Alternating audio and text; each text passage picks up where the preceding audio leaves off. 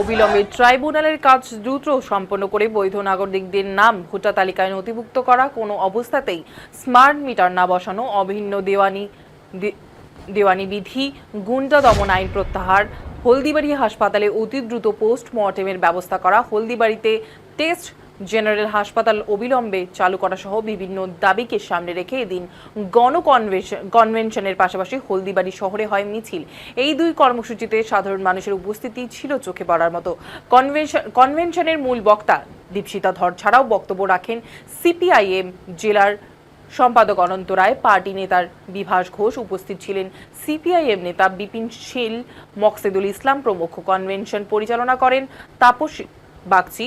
দীপশিতা ধর বলেন, নেতাজি সুভাষচন্দ্র বসু, রবীন্দ্রনাথ ঠাকুরের মাটিকে যারা বদলাতে চান, যারা আমার বাংলায় ধর্ম নিয়ে রাজনীতি করতে চান, তাদের বিরুদ্ধে লড়াইকে তীব্র থেকে তীব্রতর করার মধ্য দিয়ে ছাত্র যুব সহ আগামী প্রজন্মকে ঐক্যবদ্ধ করার আহ্বান জানালেন এসএফআই নেত্রী দীপশিতা ধর।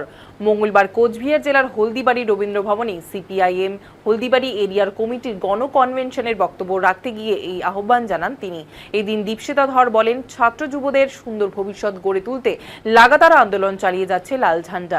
এই আন্দোলনের মূল লক্ষ্য এমন একটা দেশ গড়তে হবে যেখানে পড়াশোনা করার পর কোনো পরীক্ষার প্রশ্নপত্র ফাঁস হবে না, কষ্ট করে চাকরির পরীক্ষা দেওয়ার পর সেই চাকরির সিটগুলো প্রচুর দামে বিক্রি করে দেওয়া হবে না। আমরা এমন একটা ভারত চাই যেখানে সবাই গণতান্ত্রিক অধিকার সহযোগে মাথা উঁচু করে বাঁচতে পারি। তাই এই আন্দোলনকে শক্তিশালী করাটাকে অত্যন্ত জরুরি। এই দিনের এই কনভেনশন মঞ্চে বেশ কয়েকজন যোগ দেন সিপিআইএম দলের।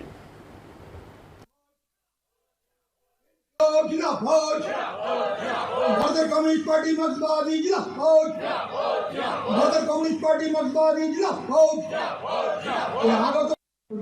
কালির দাগও লাগাতে পারিনি, এইটা হলো বাংলা। এখন আজকে আমরা যারা এখানে উপস্থিত হয়েছি, যে গণকনভেনশনের জন্য এখানে উপস্থিত হয়েছি,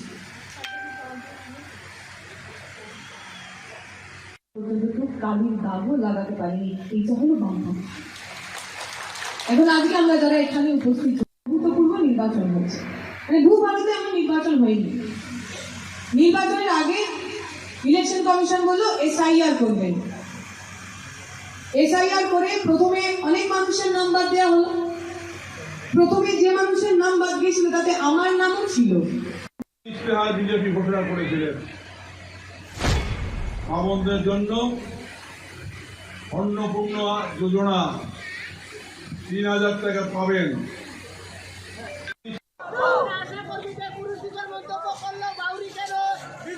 বার্তা দেবে এই সভায়?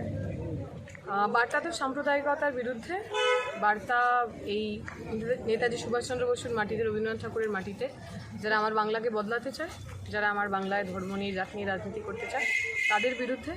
আপামর ছাত্র যুব তাদের আগামী সুন্দর ভবিষ্যতের জন্য, যেখানে পড়াশোনা করার পর প্রশ্নপত্র লিক হবে না, যেখানে পড়াশোনা করে পরীক্ষা দেওয়ার পর আমার চাকরির সিটগুলো কেউ খুব উঁচু টাকায় অন্য কাউকে বিক্রি করে দেবে না।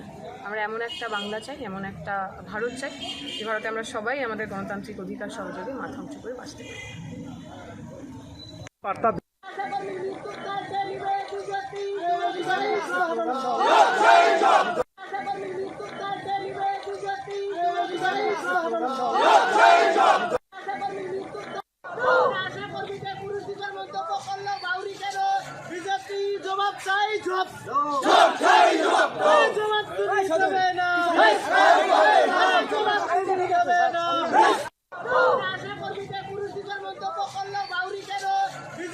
জবাব চাই।